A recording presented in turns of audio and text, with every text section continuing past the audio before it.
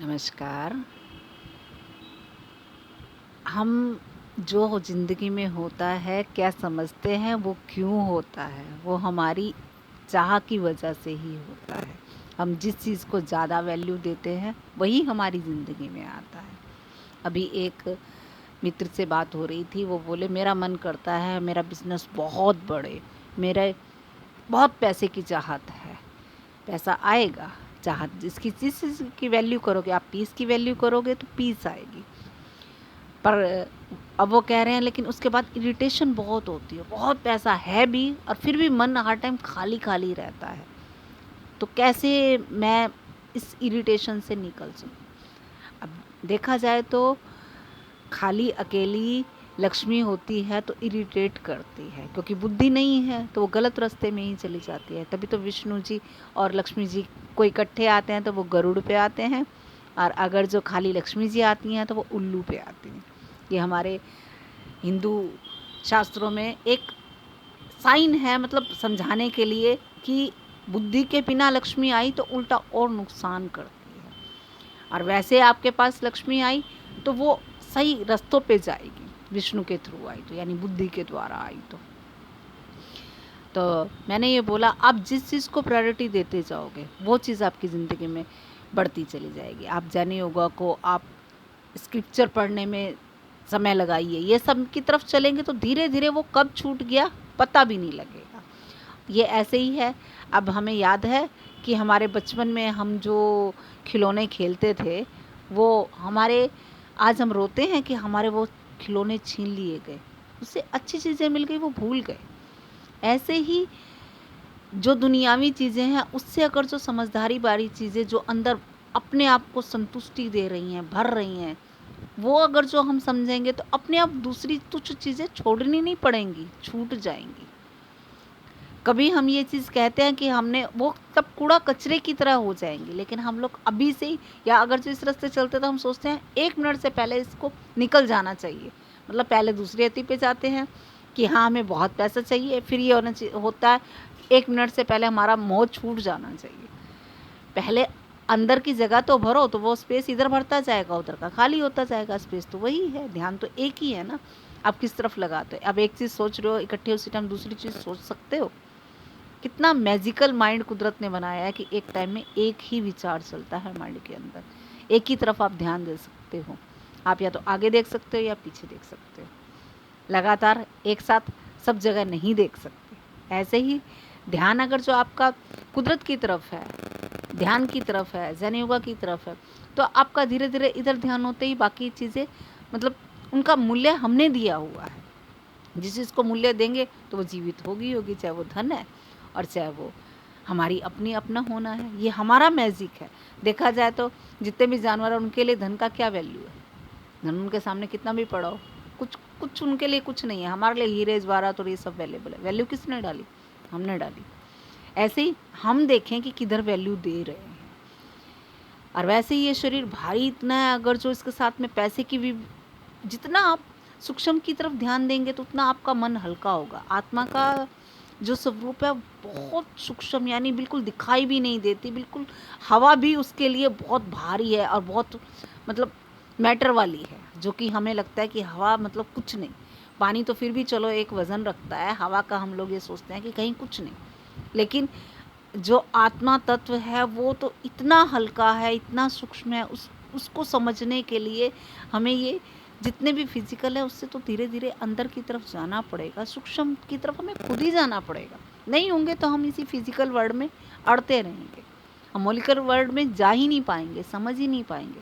हम यहाँ दिन में जो एक्टिविटीज़ करते हैं उनको समझते हुए हम रात के सपनों को बदल सकते हैं, उसमें सीख सकते हैं, समझ सकते हैं, उसमें कई इंसाइट्स आते हैं उनको भी समझ सकते हैं। बहुत गूढ़ विज्ञान चल रहा है, लेकिन गूढ़ विज्ञान की तरफ हमारा ध्यान ही नहीं है। हमारा ध्यान क्या है?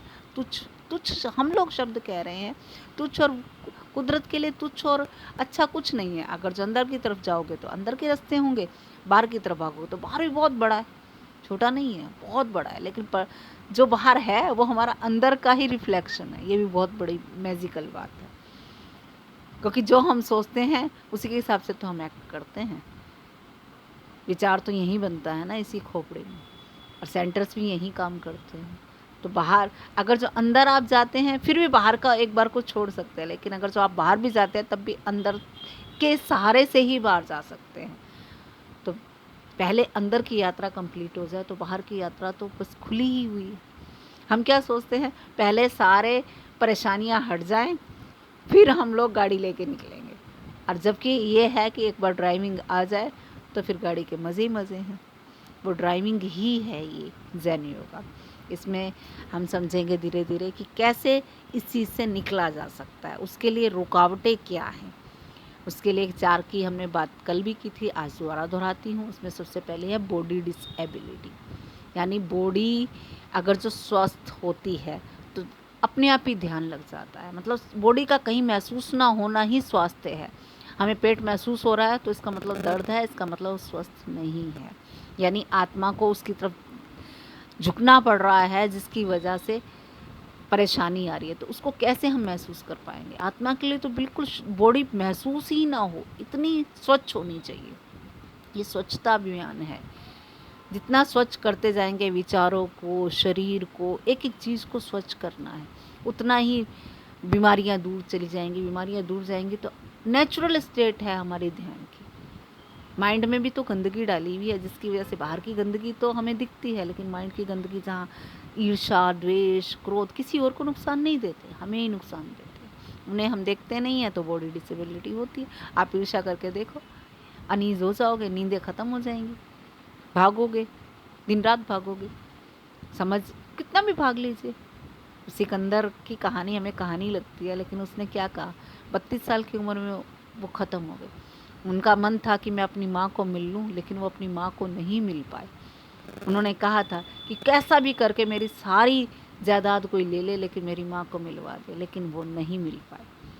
उन्होंने ये कहा कि एंड में आके मेरे हाथ मेरे जनाजे में बाहर निकलवाना, कफन के बाहर, ताकि लोग देखें, देखो वाकई सिकंदर कुछ नहीं ले गया, जिससे हम शिक्षा लें। हम दौड़ लगा रहे हैं, फिजिकल का कितना भी हो जाएगा, अगर जो हमने अंदर मोलिकुलर वर्ल्ड में जाना है, जो मरने के बाद जाना है, उसकी तैयारी नहीं की तो ये तो मिनटों में ख़त्म। आज मरे आज ख़त्म। कुछ भी फिजिकल तो फिजिकल भी यहाँ रह जाना है, बॉडी भी यहाँ रह जानी है, तो साथ में जाने के लिए हम तैयारी कर रहे हैं। तो जब हम मरेंगे, हमें मरने से डर क्यों लगता है, इस यात्रा से डर क्यों लगता है? वो इसलिए क्योंकि आगे की हमने कोई तैयारी की हमें समझ नहीं है। और कुछ शुक्र है कि ज़ेन योगा हमारे हाथ में लगी, तो हमें अब धीरे धीरे उसके स्टेप्स समझ आ रहे हैं। पहला है बॉडी डिसेबिलिटी, दूसरा है मेंटल इनर्शिया, यानी विचारों में बहते जाना, बहते जाना, बहते जाना। बच्चों की तरह बस बच्चा घर से बाहर निकला, अब खो ही गया। घर तो वापसी आना होगा ना। घर वापसी क्या है? शांति, पीस। तो मेंटल इनर्शिया को बार बार, जितनी बार मन घूमने जाता है, अभी तो जाएगा ही जाएगा, लेकिन हम जितनी बार वापस आए उतनी बार उसके लिए आप खुद को शाबाशी दें कि हम वर्तमान में प्रेजेंट मोमेंट में आए। प्रेजेंट मोमेंट में आना ही, प्रेजेंट में तो प्रकृति है, भगवान है, सब कुछ प्रेजेंट में ही तो है। जितनी बार हम वापसी आएंगे उतनी बार समझो हमारे लिए अंदर का रास्ता खुलता जाएगा। इनिशिया धीरे धीरे धीरे धीरे ख़त्म होता जाएगा, अवेयरनेस बढ़ती जाएगी।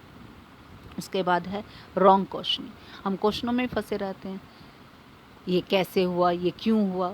इस चीज़ का भी कल बात किया था कि क्वेश्चनिंग मतलब हमसे ज़्यादा हमें कौन जानता है। अगर जो हमारे अंदर से आंसर नहीं आया है तो बाहर के आंसर बकवास हैं।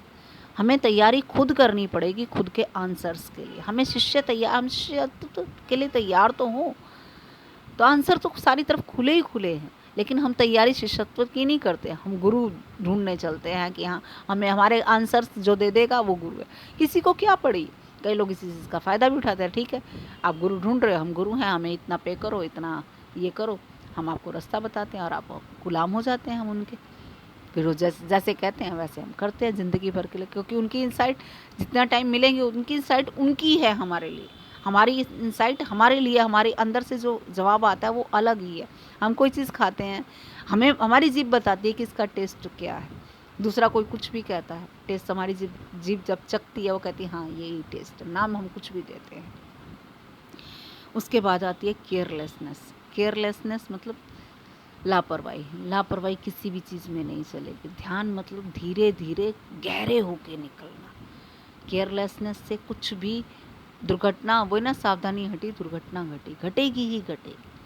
चाहे वो फिजिकल वर्ल्ड हो और चाहे वो अंदर तो और सूक्ष्म चीज़ें हैं, बाहर तो फिर भी दिख जाता है।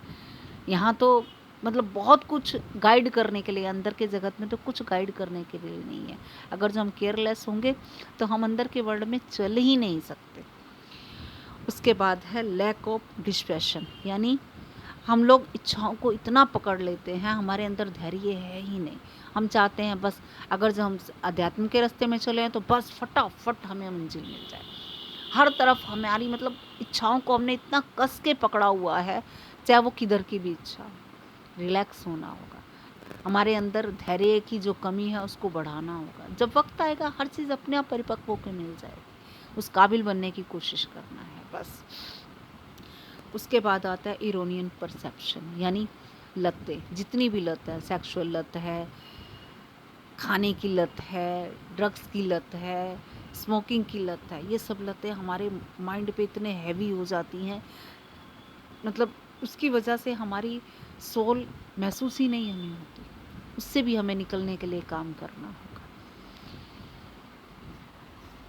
और उसके बाद आती है इनएबिलिटी टू अचीव कंसंट्रेशन, यानी हमारी कंसंट्रेशन में इतनी कमी है, हम ड्रिफ्ट वॉचिंग तो करते नहीं है, भटकाव को देखते नहीं है, तो हमारे अंदर कंसंट्रेशन ही नहीं आती। जब तक एकाग्रता नहीं आएगी तब तक कैसे एक बिंदु तक हम स्थित होकर उसको समझ पाएंगे। ये सातवां हमारा जो बोर्ड सोल को महसूस करने में ब्लॉकेज है, वो एकाग्रता की कमी है। उसके बाद आता है लेजीनेस, कोई भी काम करेंगे हम ये सोचते हैं कल कर लेंगे, अरे क्या फ़र्क पड़ता है, कहीं भागे थोड़ी जा रहे हैं। शरीर को हिलाने में भी डर लगता है, अब पता है सुबह ध्यान करना है लेकिन नहीं, हम उठेंगे ही नहीं।